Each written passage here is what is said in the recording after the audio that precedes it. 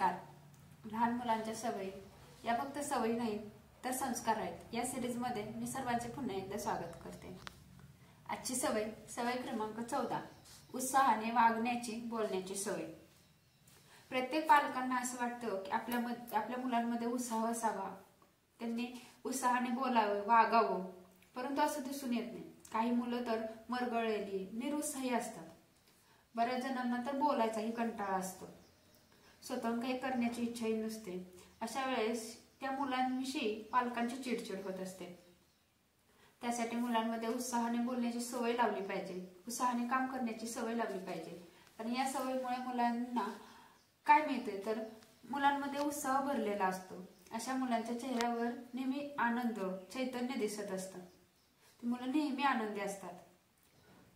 नवीन काही करण्याची त्यांच्यामध्ये नेहमी इच्छा असते. अशी मुलं स्वतःहून पुढाकार घेतात आणि सर्वात महत्त्वाचं, ते कुठेही गेले तरी सर्वांचं लक्ष स्वतःकडे आपोआप ओढून घेतात. अशाच मुलांमध्ये संवाद साधणं, वक्तृत्व, नाटक, कला असे गुण येतात. त्याचबरोबर उत्साहाने, आनंदाने भरलेली मुलं ही नेहमी नेतृत्वही सहजतेने करताना दिसतात. आणि अशा मुलांचं नेतृत्व बाकी मुलांना देखील मान्य होत असतं. याविरुद्ध निरुत्साही मुलंही कायम बाजूला पडतात. मग नेहमीच प्रश्न पडतो की माझ्या मुलामध्ये असा उत्साह कसा आणायचा. त्यासाठी सर्वात महत्त्वाचं म्हणजे आपल्या घरातील वातावरण अत्यंत आनंदी, उत्साही असायला हवं. ज्या घरातलं वातावरण उत्साही असतं त्या घरातील सर्वांच्या मनात आपोआप उत्साह भरला जातो. घरात आनंद, उत्साह येण्यासाठी नित्य नियमाने घरामध्ये गप्पा मारणं, वेगवेगळ्या विषयांवर चर्चा होणं हे अनिवार्य आहे. खास वेळ काढून गाणी, गप्पा होणं, चर्चा होणं हे आवश्यक आहे. आणि सगळ्यांमध्ये मुलांचा सहभाग वाढायला हवा.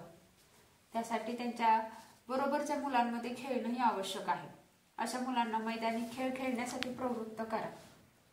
जाणून बुजून त्यांना मैदानात खेळायला पाठवा. त्याचबरोबर जर शक्य असेल तर अशा मुलांना नृत्यामध्ये किंवा कुठल्याही कलेमध्ये भाग घ्यायला लावा. नृत्य आणि कला यामुळे मुलांमध्ये आपोआप उत्साह येतो. त्याचबरोबर मुलांमध्ये उत्साह यायचा असेल तर त्यांच्यामध्ये बोलण्याची स्पर्धा लावा. एका मिनिटात ही वाक्य जोरात, भरभर म्हणून दाखव किंवा गाण्याच्या भेंड्या, विनोद सांगणं, जोरात पळणं अशा उपक्रमांमध्ये त्यांना भाग घ्यायला लावा.